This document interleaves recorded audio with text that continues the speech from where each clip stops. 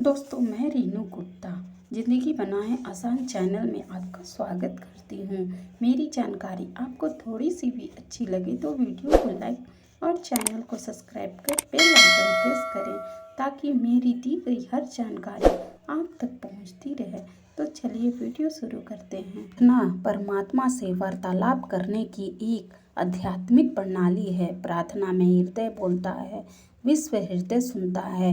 जिस महाशक्ति से यह अनंत ब्रह्मांड उत्पन्न ललित पालित हो रहा है, उससे संबंध स्थापित करने का एकमात्र साधन हमारी प्रार्थना ही है। प्रार्थना करना जिसे आता है वह बिना जप तप योग आदि साधन किए ही पराशक्ति से तदातर हो जाता है। प्रार्थना तो एक प्रकार का प्रायश्चित है।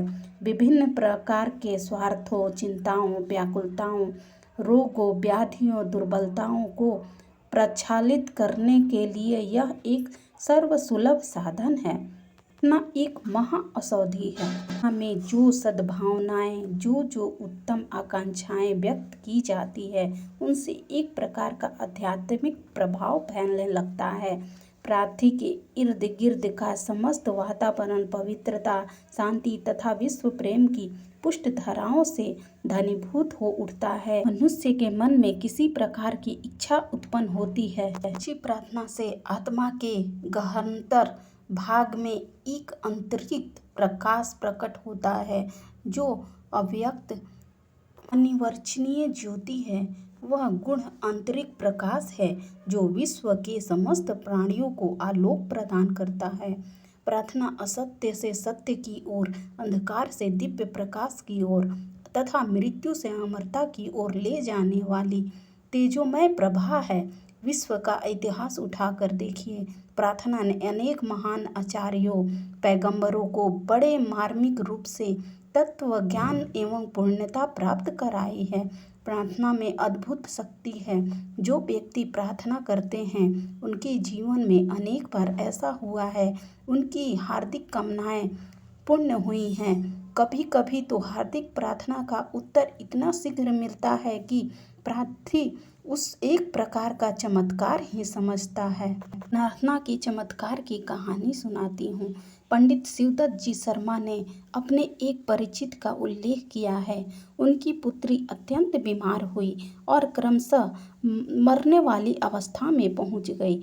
जब उन्होंने अपनी समस्त तरकीबें निष्फल देखी तो सबको छोड़कर अपने गृह के तीसरे मंजिल पर जाकर रोने लगे और आकाश की ओर हाथ जोड़कर पृथ्वी पर साष्टांग गिर पड़े। फिर अत्यंत दैन्य भाव से प्रार्थना की, हे नाथ, मेरे तो समस्त प्रयत्न संपूर्ण आशाएं निष्फल हो गई। अब मैं आपकी शरण में आया हूँ। अब इस बालिका का प्राण का रक्षा करना आप ही के हाथ में है।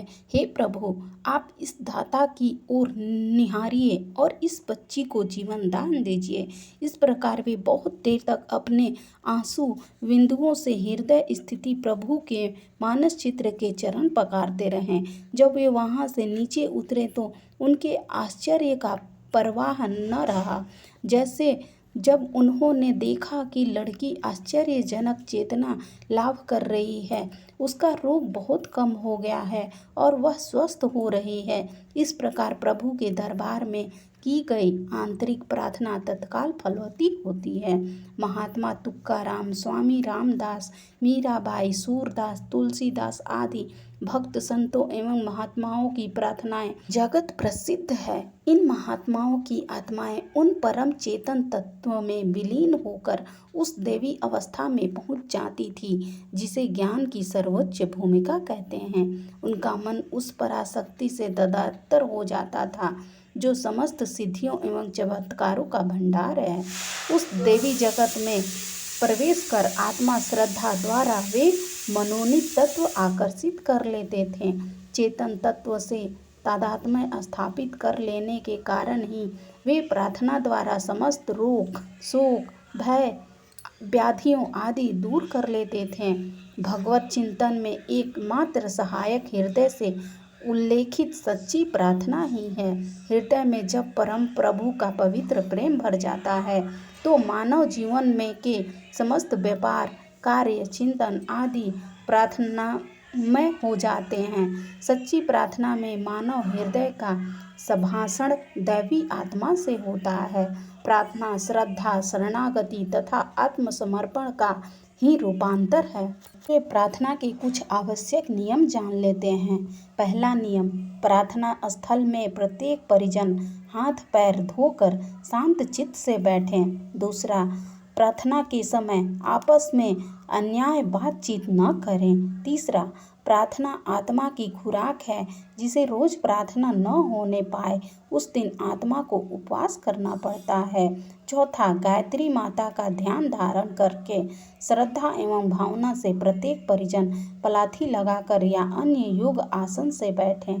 पांचवा, प्रार्थना चाहे 15 मिनट की ही क्यों न हो, लेकिन परमात्मा के साथ आत्मा का मिलन भाव जुड़ा रहना चाहिए। प्रार्थना करते समय दिमाग को इधर उधर न दौड़ाएं। पूजा करते रहते हैं और सोचता है अरे मुझे दुकान खोलनी है।